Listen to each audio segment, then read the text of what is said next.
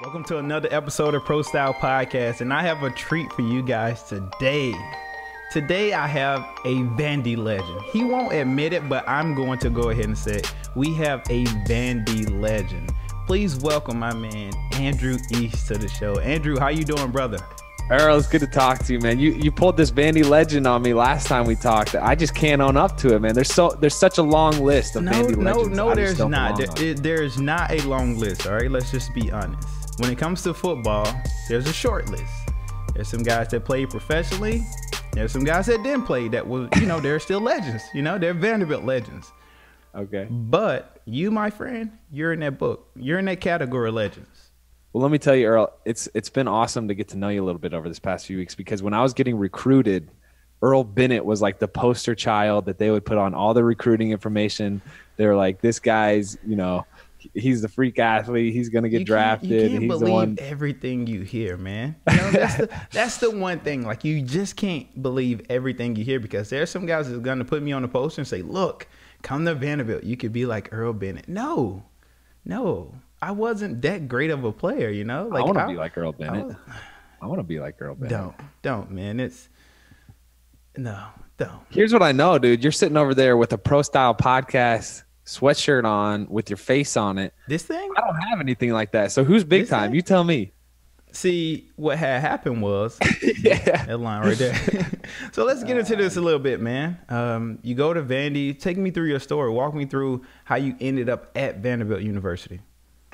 Gosh, well, I'm so thankful to have ended up at Vandy. It was the most amazing 5 years of my life. And coming out of high school, I actually wasn't a highly recruited athlete for any sport. I'm sure I could beat you in basketball, Earl, but I wasn't that good. In football, my high school team just didn't get the exposure nationally and to colleges that I needed to kind of get me on the scene. Mm-hmm. And so I was going to go to play Division III football with my brother at a place called Wheaton College. It's up there in Chicago. I know you know the area decently well. And signing, I did all the summer camps the summer before my senior year, tried to get as much exposure on myself as I could, but never got an offer. And the only, I guess, offer that I had was to Princeton. And I was like, no, this doesn't really feel like Division I football, and playing D1 was my dream. Yeah. And so I was like, if I'm going to play football in college and it's not D1, I'll just go play with my brother at this Division III school. And so signing day came and went. I never actually signed the paper to go to Wheaton, because I was like, I was upset about the whole thing, and I was dragging my feet. And the first week of April came around. This was right around spring break. And I get a call from Bobby Johnson, who I never actually played under, which is funny. But he said, Andrew, what are you doing? I was like, I'm just sitting here eating dinner with my family. He's like, well, we have a scholarship spot opened up for you that we'd like to give you. And I was confused because Vandy had filled all their spots. Vandy was a spot that I went down to on summer camp, meshed well with the linebacker coach, Warren Beelan. It seemed to be a really great area. It was kind of close to Indianapolis, 4-hour drive away. And so it was definitely one of the schools that I was really, really interested in. But I was confused because I knew they didn't have any scholarship spots opened up. And so I asked coach, I was like, well, what happened? How do you have this? And he's like, well, we had a guy named Resiliency Bennett. He was, if you remember, one of Vandy's highest recruit. Yep. Highest recruit. Yeah. 4-star. Vandy hadn't ever gotten any 4 stars. And Rajon was just this absolute legend out of Atlanta. And his mom's boyfriend broke into their house in the middle of the night one night and just started, shooting around and with a gun. And Rajon jumped in front of his handicapped little brother to save his life. And at the cost of his own, he lost his life in the process. And so that's how that scholarship spot at Vandy opened up. And so, the coaches thought that I was the right guy to fill that spot. And so here I am with such torn emotions, because on the one hand, it was my dream come true to play Division I football. That's what I had dreamed about as a kid. My dad played D1 at Purdue, and that was always kind of what I looked up to and worked for. So it was a dream come true. But on the other hand, it was, this guy lost his life, and now I'm benefiting to a certain extent off of that. And so that's kind of how I came in. to Vandy. And when I first got there, I hadn't met any of the other guys in my class, and I felt like I didn't belong. Right. But I really tried to, in my 5 years, honor Rajon with, my work ethic, with how I treated the other guys. And I hope that it could be said that I did that, because Rajon, if you Google Rajon Bennett, he wrote this essay called Strength. Yeah. And he's a high school kid, and it'll give you the chills. It'll it brings me to tears every time I see it. It's an amazing essay. So anyway, all that to say, I that's how I ended up at Vandy. I'm super thankful that the coaches gave me that opportunity. Obviously, I'm thankful for having having a character like Rajon to kind of aspire to be like, and to be associated with in that sense. Sure. But I loved Vandy, dude. I know that's kind of a downer story. I loved it, and it was an awesome time. No, that is a real cool story, because not a lot of people know the story of Rajon and how he really impacted, so many other people to be as courageous as he was. And so now I definitely appreciate you sharing that story with me, because I didn't know that's how you actually got the scholarship to go to Vanderbilt. And I know not many people actually know that's how you got the scholarship to go to Vanderbilt. But why not Princeton? What why not Princeton? What's funny? I just wasn't like, did you ever go to any Ivy League visits? It just didn't. It was a waste of time. For you it was. You're getting offers from every school. I just went up there, and I couldn't. They had a new coach, and it seemed like they were figuring some stuff out, and it was kind of far from home. I just wasn't feeling it. But what's funny is, how the football team can kind of help you get admission into the school. Yeah. Princeton, pretty good school. And so I actually got an acceptance letter from Princeton. Nice. And then when I told them that I wasn't going to go there, they turned around and sent me a rejection letter. No way. No. I swear it was like 2 weeks later. I was like, oh man, come on. Why you got to do that? You know who did that, right? Who? The head football coach. Oh yeah. Yeah. Like he did that. He was like, hey, get our stats back. Yeah. Send that rejection letter out to Andrew real quick. We need to send a message to him to let him know that he is not just going to do us like that. Like, we're going to send this message. We're going to hurt his feelings. That's what they were trying to do. They were trying to hurt your feelings. So they was like, you know what? Send a letter out. Make sure he gets this, Here I am 10 years later talking about it. I guess he's successful in that. So. Yeah, man. So here's what's cool, right? Your resiliency, man. So walk me through the past couple years with trying to break into the NFL.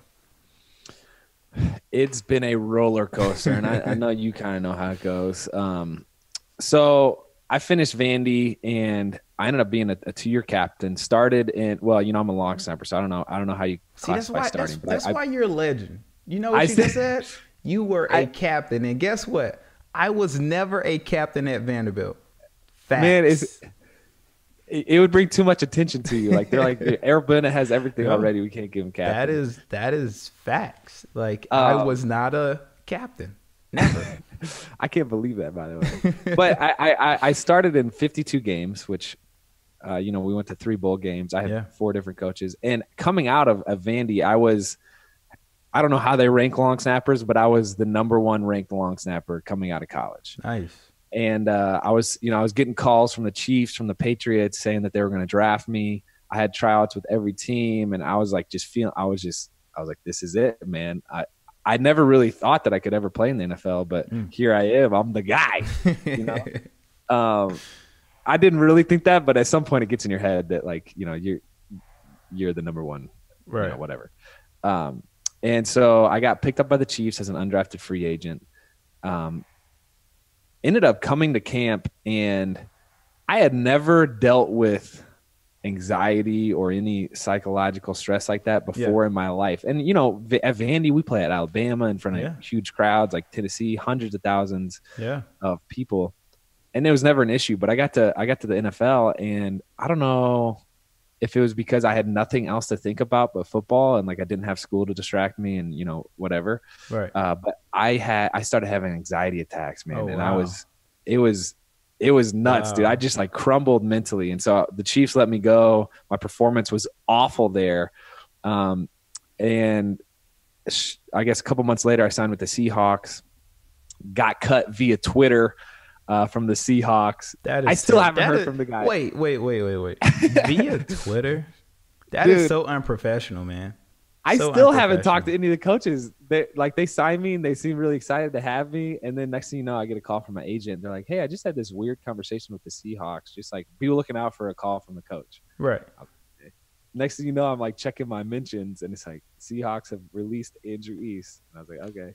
Never heard from him. Oh my goodness. Never heard from him. And I really wanted to play up in Seattle. I love Seattle. But ended up bouncing around from team to team to team. Been on the Raiders, been on the Rams, been on the Jaguars, signed 8 different contracts, went to, 4 training camps and never really got the moment that I wanted, which was to play in a regular season game. Like that's what the whole off season for. That's why you go to camp and like suffer through that. And recently this is my 4th year out now. I finally achieved that goal. It was I know, dude. I was excited. There we go. Oh, dude. Hey, man, resiliency, man. Like your ability to go through 8 teams, 4 training camps, and not playing a regular season game. Like that's hard. Like that's really tough, and it could have an emotional toll on the individual, and you just open up about having anxiety. So imagine like hadn't been cut 8 times to that, so to see you play in that regular season game, man, I was tuned in. I was like, all right, I'm sitting here watching Andrew today. I don't care. Long snap. You tuned in for the long snap. I don't care what else is going on. I don't care about Adrian Peterson. I don't care about anything else that's going on. I'm gonna watch my man Andrew. That's what I did. I appreciate the love there. It's funny. Last time we talked, I was pretty much done with football. I was ready to hang it up, man. Yep. And then I guess that's just how the NFL works. Like you never know. You never know what's gonna happen. Just gotta keep your foot in the door. That's it. That is the truth, man. So let's change gears a little bit. Your first regular season game. Yeah. What song did you listen to before you went out, man? You know what? Have you ever heard of a band called Need to Breathe? I have not. They're kind of like a rock band. I was listening to some Need to Breathe. Okay. It just got me in the mindset. I was trying to just like enjoy the moment. So I didn't play much music, but I do think that one of the songs that I played, I've been jamming to Kendrick Lamar. Yeah. And then Steve Aoki.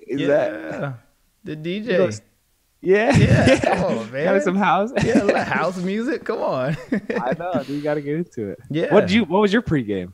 Man, my pregame was Gucci Mane photo shoot. And a lot of people say, why did you pick that? Because when I step out on the field, I just need everybody to get their cameras out. Like something's about to happen, so don't miss it, right? Like that was my song. So I listened to photo shoot. I listened to some Future. I listened to some Drake, some Lil Wayne. Man, I just listened to a lot of different, like people, especially when I used to go out.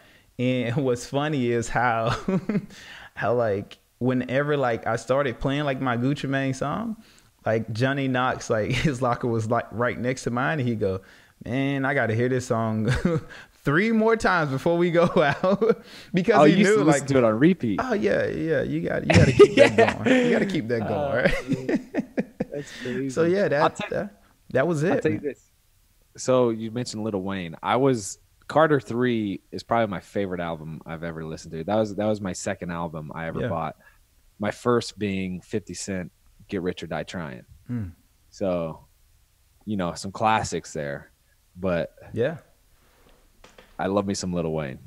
So here's the thing. Like a lot of people ask me, why do you have Andrew East on the show? Because he's a hip hop enthusiast. Like that's what I would tell people. Like I would say because he played football, he's a long snapper, and he's a Vanderbilt legend. I say because he's a hip hop enthusiast. So could you tell me what similarities do you see between hip hop and sports?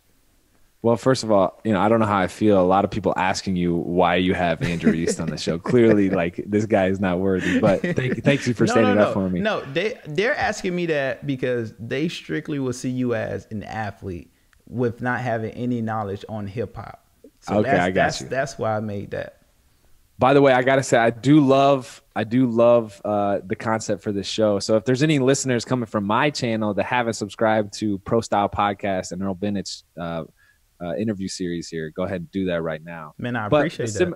The similarities that I see between sports and hip hop, man, you know what? I think as athletes, we kind of always have like a chip on our shoulder. Like we always got something to prove. And I feel like hip hop music, more than any other music, embodies that, you know? Yeah. And it also just the beat and the rhythm, it kind of gets you in that mindset where you're not thinking about much. You're just going with what you know how to do. And you're just out there, you know,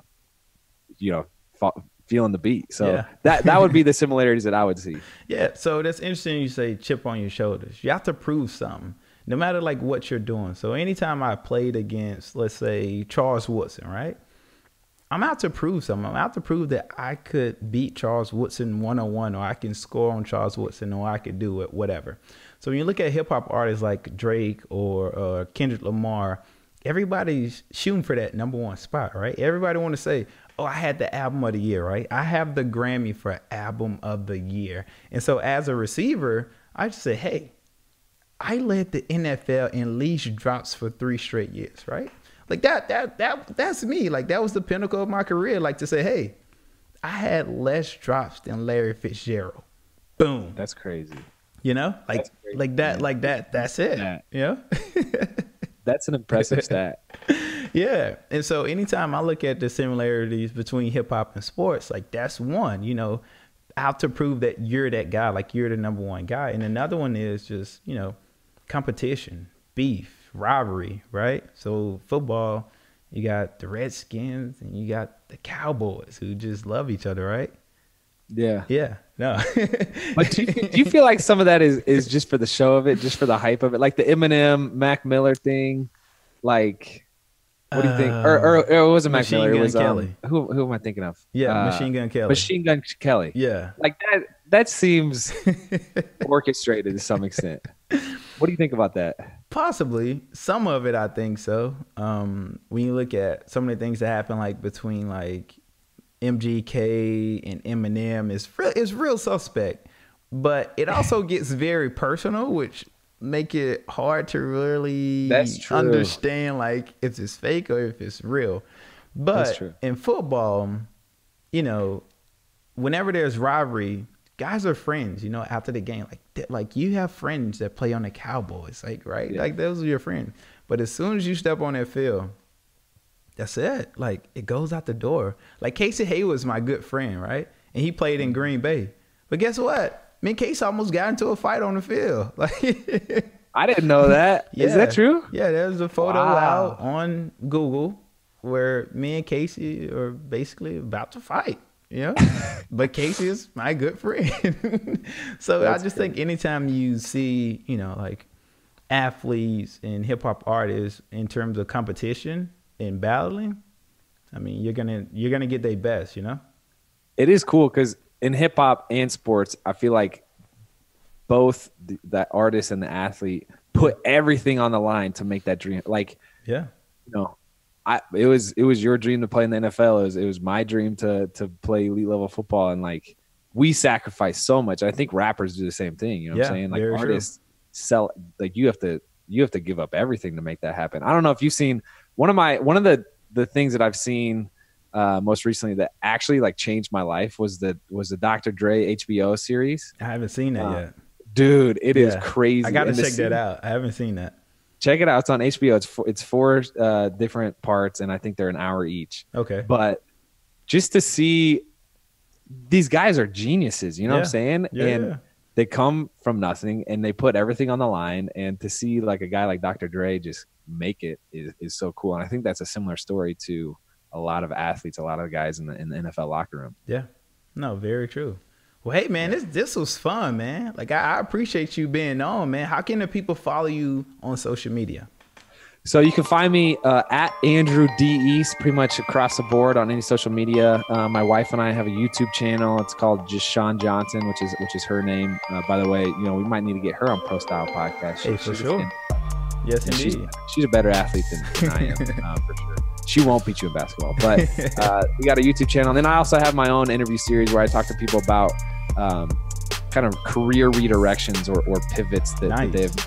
And that's called Redirected. You can find that wherever you find your podcast. But yeah, this was fun, man. Earl, it's always good talking to you. Yeah, man. You too, man. I appreciate you for rocking out with me today. All right, we'll catch up later.